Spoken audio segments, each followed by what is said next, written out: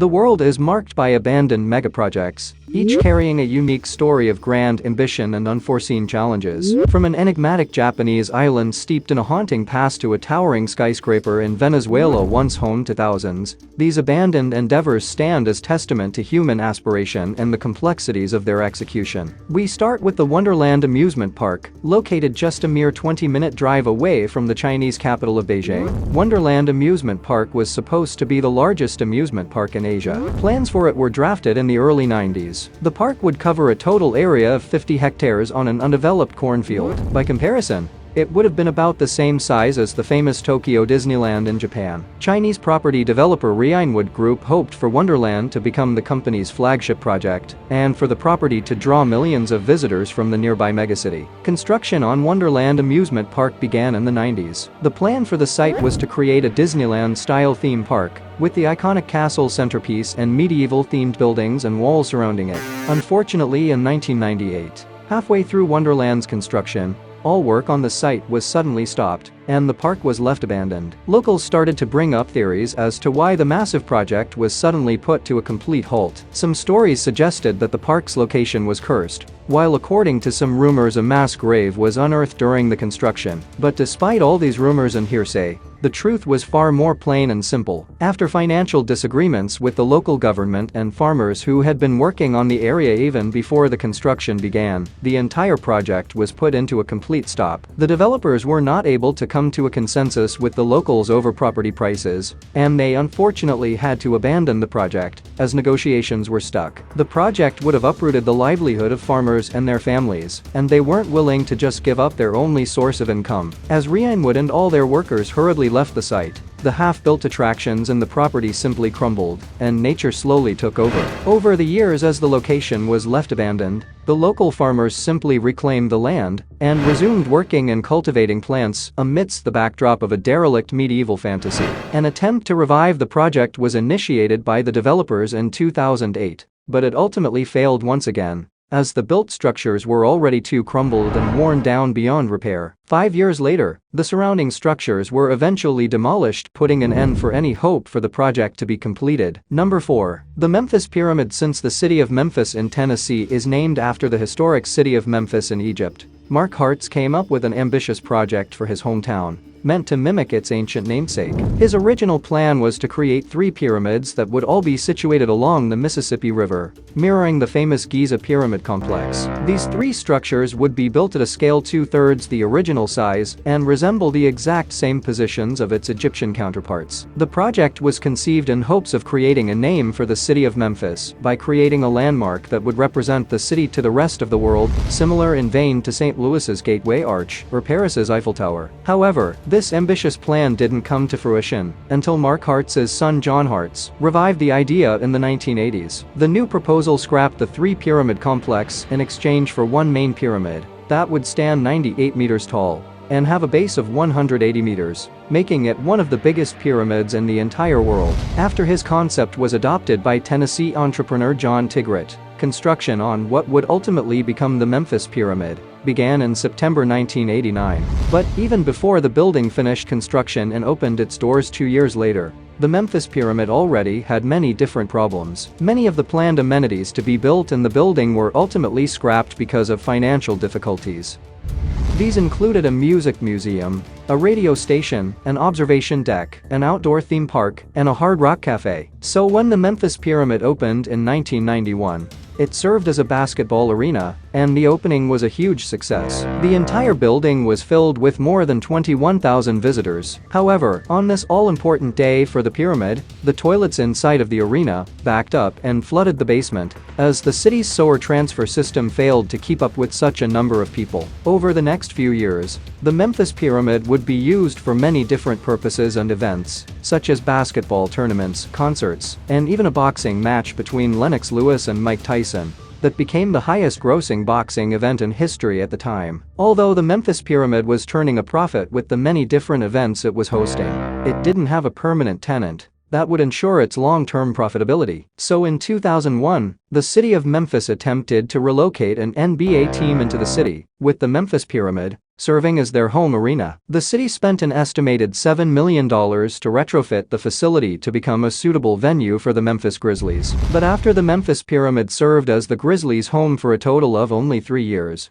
they left to move to the newer and more modern FedEx Forum, which opened in 2004. And because of the city's contract with the Grizzlies, the pyramid could only ever be used with the team's approval, leaving it mostly abandoned over the next decade. A committee was even created in order to explore possible long-term future uses for the abandoned building. Some considerations that were brought up were to convert the pyramid into an indoor theme park, a casino, or a shopping mall. However, none of these ideas ever came into fruition. The original idea for the pyramid had failed, and it remained empty. But despite being left vacant for a very long time, there was hope for the Memphis Pyramid. American retailer Bass Pro Shops came into an agreement with the city of Memphis for a 55-year lease of the pyramid to convert it into one giant store. So today, the Memphis Pyramid is home to the largest Bass Pro Shop in the entire world, along with an archery and shooting range, and even a laser arcade. Ever since the big change, the pyramid's new tenant has found huge success in the location, with 3 million people visiting in its first year. Number 3. Hishima Island, situated just 15 kilometers southwest of Nagasaki, Japan, emerges as a small, 500-meter white expanse, seemingly frozen in time, characterized by a collection of concrete structures, seawalls, and century-old ruins. This isolated island encapsulates Japan's rapid industrialization and harbors a haunting past within its abandoned confines. Its history dates back to 1887. When Mitsubishi acquired the island upon discovering substantial undersea coal deposits. The company swiftly erected a coal mining facility, fortified by protective sea walls to shield against typhoons. As the workforce burgeoned, amenities burgeoned too, including a 7-floor apartment complex, a school, hospital, community center, and leisure spots like cinemas, swimming pools, and shops. By 1959, the island teemed with a population of 5,300 residents, thriving as a coal-centric community. However, the late 1960s heralded a shift as Japan embraced petroleum over coal, prompting the closure of numerous coal mines nationwide, including Hishima's. The island's population dwindled, Mitsubishi ceased operations, and the once vibrant settlement gradually succumbed to abandonment. Nature reclaimed its dominion, causing the decay of industrial edifices over the next 3 decades. In 2002, Mitsubishi relinquished ownership, passing it to Takashima Town, then to Nagasaki City. Hishima Island piqued curiosity among explorers keen to uncover its legacy. Access reopened in 2005 for journalists, and later extended to the public, transforming it into a sought-after tourist destination, showcasing architectural relics from the Taishima and Shimoy eras. Despite its appeal, Hishima Island's bid for UNESCO World Heritage Site status encountered opposition from North and South Korea. They contested Japan's omission of the island's dark history. From the 1930s to World War II's conclusion, the site witnessed egregious human rights violations. Korean and Chinese prisoners of war endured severe exploitation, leading to the estimated loss of 130 to 1,300 lives due to appalling working conditions, malnutrition, and exhaustion. Despite objections, Hishima Island secured its UNESCO status, drawing thousands of visitors annually. Its preserved ruins stand as a testament to Japan's industrial past, but beneath this facade lies a chilling history of human suffering, offering a somber reminder of the darker chapters hidden within its dilapidated structures. Number 2. Berlin Tempelhof Airport stands as a historic landmark that bore witness to pivotal moments in Germany's past. Officially established as an airport in 1923, it swiftly became the primary air traffic hub, particularly thriving in the late 1930s, due to its strategic proximity to Berlin, cementing its status as one of the world's busiest airports. However, with the fall of the Berlin Wall and the subsequent reunification of Germany in 1989, Berlin Tempelhof found itself among 3 airports, serving a now unified city. Despite maintaining commercial operations, the airport faced an inevitable fate due to its age. In 1996, Berlin's city government resolved to close both Tempelhof and the neighboring Tegel Airport, aiming to concentrate air traffic at the new Berlin-Brandenburg Airport. This decision, driven by the goal of centralizing domestic and international flights, led to opposition from Berliners. A referendum was conducted in an attempt to keep Tempelhof operational, but it failed, marking the final commercial flight from the airport on October 30, 2008. Subsequently, the city announced plans to repurpose the defunct airport into Tempelhoferfeld, a sprawling city park with a staggering €60 million budget. This transformation into an urban park, spanning 380 hectares, surpassed even New York City's renowned Central Park,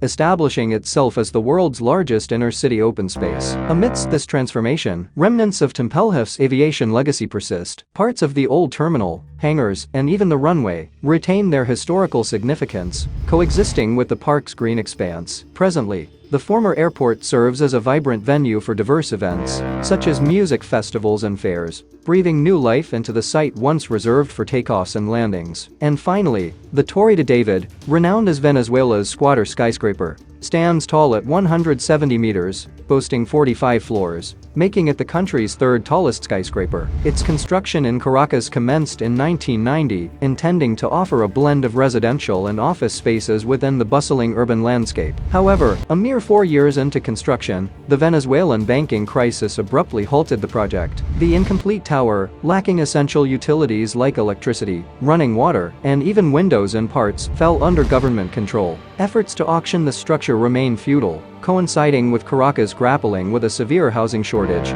leaving thousands homeless. Seizing an opportunity, hundreds of Caracas residents occupied the deserted complex, transforming it into a refuge for around 200 homeless families, roughly 40% of the city's homeless population. Improvised systems, including an aqueduct serving residents up to the 22nd floor, and motorcycle-run transport networks, emerged within the tower's confines. The residents even established salons, barber shops, a parking garage, and an unlicensed dental clinic. By 2011, the tower's population burgeoned to around 2,500, peaking at approximately 5,000 individuals. In 2014, the Venezuelan government initiated a relocation program, moving families from the Torre de David to new government-provided homes in Cuba by 2015. The tower's future remained uncertain, with debates oscillating between demolishing the structure entirely or advocating for affordable housing within its premises. Moreover, in 2018, an earthquake wreaked significant damage, causing the partial collapse of its top 5 floors. Despite its abandonment, the tower serves as a temporary center for emergency care, standing as an incomplete testament to both ambition and adversity. What are your thoughts on these abandoned megaprojects? Share your views in the comments below. Thank you for watching, and stay tuned for more intriguing narratives in our upcoming videos.